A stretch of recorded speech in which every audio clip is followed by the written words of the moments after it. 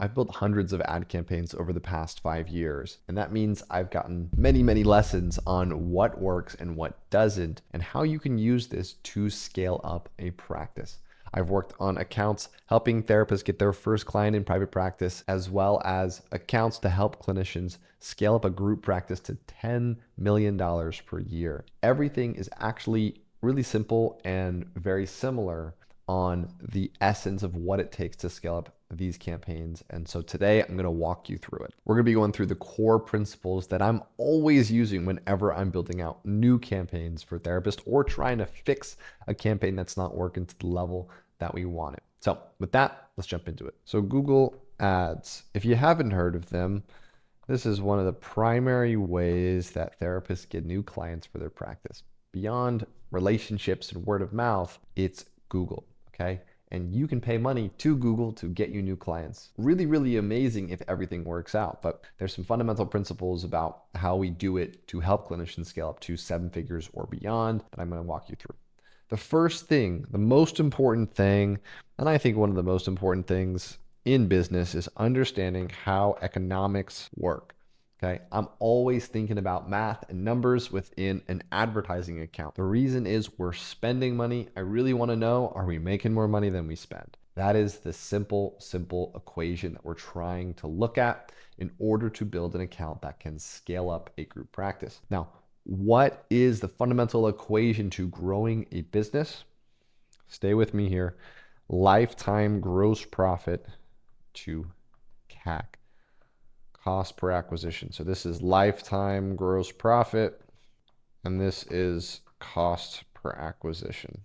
I'm going to walk you through what it takes to get a low cost per acquisition today. But the important thing I always come back to is if our pricing is correct, if we're making enough per session, if our therapists retain people, we can make a lot of money from each person that comes into the practice. The reason that's important is because then we can pay for the advertising. Okay. If everyone only stays for a session, you only make $30 a session, it is impossible to make advertising work. So one of the conditions of a good ad account is good conversion process, but a very good economic structure in terms of the money that you make. The other piece of this is going to be our cost per acquisition, or CAC. Okay. If you haven't heard of that, it's just I spend money, I get clients. How much does it cost me to get a client? It's going to be different for every single practice, right? And some people will get new clients from putting time into building relationships or putting the word out there on social media, for example. There's always going to be a cost associated to getting new clients in the door. The time you put in, there's a dollar value to your time that you're investing to get new clients. Similarly, there's a dollar amount that you need to invest to get clients within an advertising campaign through Google. So that's going to be your cost per acquisition. So how do we get this number low? Well, the important thing as we're going through ad accounts is this thing called cost per click. Okay. The essence of getting an account to scale is that we need a cost per click, which is aligned with a low cost per acquisition. Most of the time, I'm looking in accounts for how can we get less than $5 cost per click. Okay. I've been advertising for over 5 years. Every single year, the cost associated with advertising goes up. So what does that mean? It doesn't mean that Google Ads don't work. I had someone say that the other day. It means that you have to figure out where on Google Ads is going to work. Okay. So the most successful campaigns that I've seen, that I've ran, are able to get lower cost per clicks. And this is really relative to another metric, which is the conversion rate of your website or your landing page. These two numbers together are going to form the cost for an inquiry. Okay. So as an example, let's say it costs you $100 consistently to get a new inquiry into the practice through Google Ads. What that means is if I put $2,000 in, I'm going to get 20. If I put $5,000 in, I'm going to get 50. Okay. That is our cost per inquiry. Now, how well we are on the phone with converting people is going to be the next number to eventually get to our cost per acquisition. But cost per inquiry is just these two numbers, cost per click and conversion rate. So the big thing I've seen over hundreds and hundreds of accounts is that I can only make a landing page so good. I can only get maybe 10%, 12% of people who click to a page to put their name, email, phone number, and a message in with interest in actually scheduling a session, talking to a therapist. But I have a lot more leverage over this cost per click. So what can I do to influence an account so that I have the ability to scale? I can target specific cities or I can go statewide. I can target broad keywords like therapy near me. I can advertise on the maps as opposed to general Google search. I can set up specific bidding strategies. Okay. There's a ton of different little levers that I can pull within an account. But what I'm aiming at is how do I get a high quantity, a high volume of people to click to my website?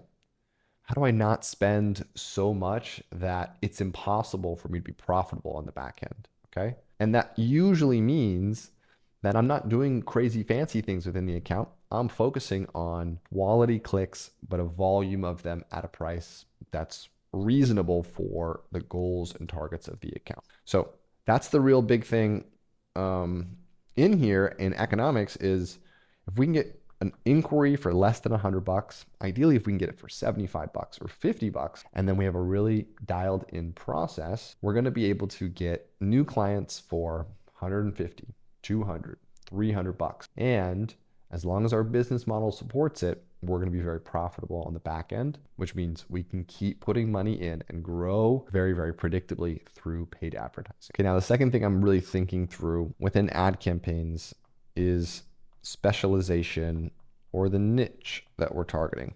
Okay. One thing critically important that not a lot of therapists get is it's not very useful to create one-off campaigns to fill up one therapist. I like to do the simplest thing possible to scale up a business. Okay. I'd rather take one action that can work for the next year than try and do new actions every single day. So the way I'm really thinking about this when we're building out ad campaigns is what is the predictable campaign that I can use to fill up 5 therapists or 10 therapists? Important and latent in that is who are we hiring for the practice? What type of practice is it? One of my favorite keywords of all time is EMDR. I would say there's other ones like DBT, couples, men's therapy. They are really, really great to target because you can get people who are specifically looking for something that are more likely to reach out, more likely to convert when they find you. But the thing is, do you have these people in your practice? And if you're trying to fill up one therapist, can you get another 3, 5 people like this? Is this the practice you want to build? If so, then I'm going to think about having targeted keywords, targeted specializations that I'm using within the campaign. So for example, let's say I did $3,000 a month for an EMDR campaign, and that can support 3, 5 therapists. And once they get full, I can bump up that budget to 5,000 a month or 6,000 a month and hire more people. If that's the business you want to build, then it's simple. Do it that way. Okay. The other way that I often do it for group practices, though, is a general word like therapy near me. If you work with people that are going through trauma, anxiety, and depression, sometimes relationship stuff, most of them are going to not speak to the specialization that they want within a search term. They're often going to be searching for therapy near me. And therapy near me is often also the highest volume keyword. What that means is there's hundreds of thousands of people searching it every single month. So you can get a bunch of those people to come your way to your group practice. So I'm really looking and saying, do I want to do a specialization or what I like to do more broad, more general?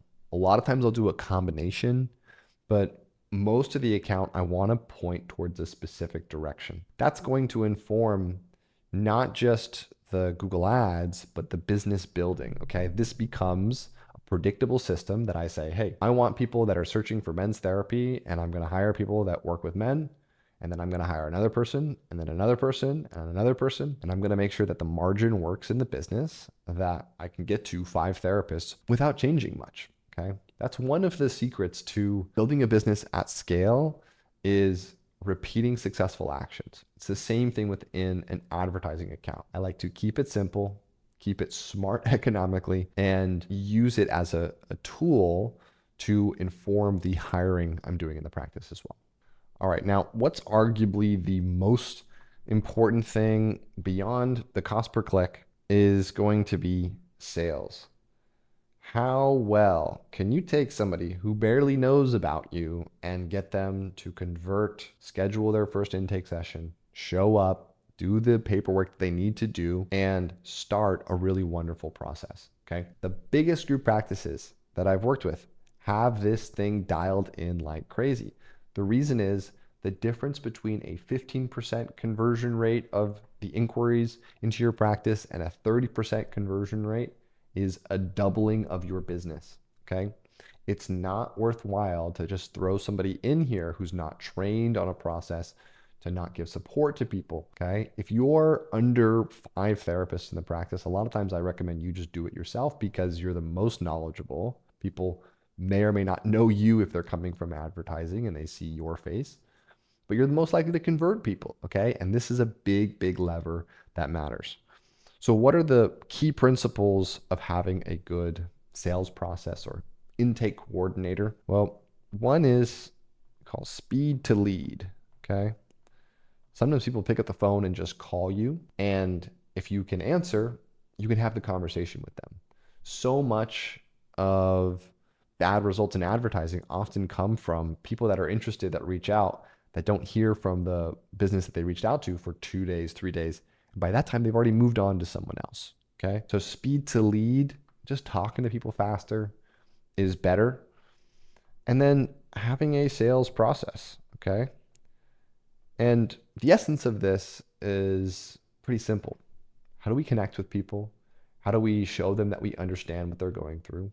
How do we then point them in the direction that's going to be most helpful to them? How do we communicate that it's going to be most helpful to them? And a lot of top practices have systems to file out of network reimbursements on behalf of that person.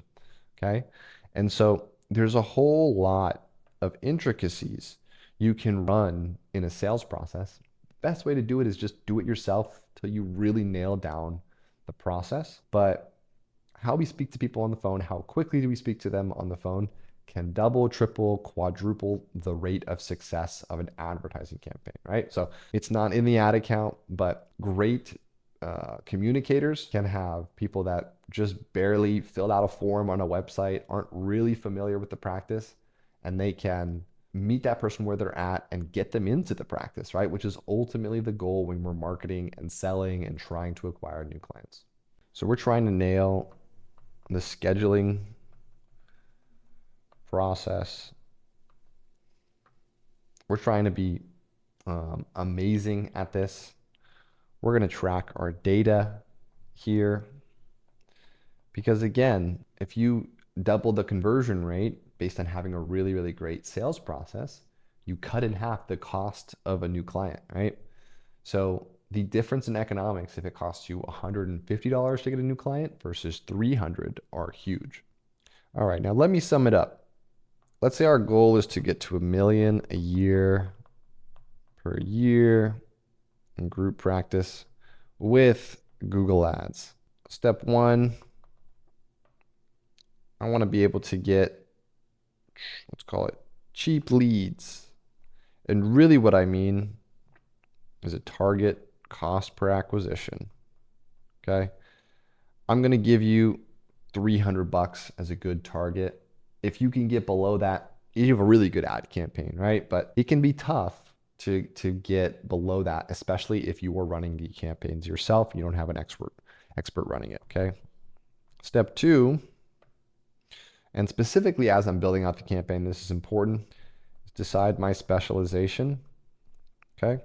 Let's assume I can fill up a therapist with this ad campaign and maybe some organic marketing as well. What's the specialization that I want to use that I can double down on for new people? I'll say within one ad account, we might have one campaign that kills it and one campaign that's not doing amazing. It's difficult to get a new campaign off the ground. If you have the thought process, I'm going to create 10 different campaigns for 10 different therapists, I'm telling you, your chance of success is way lower.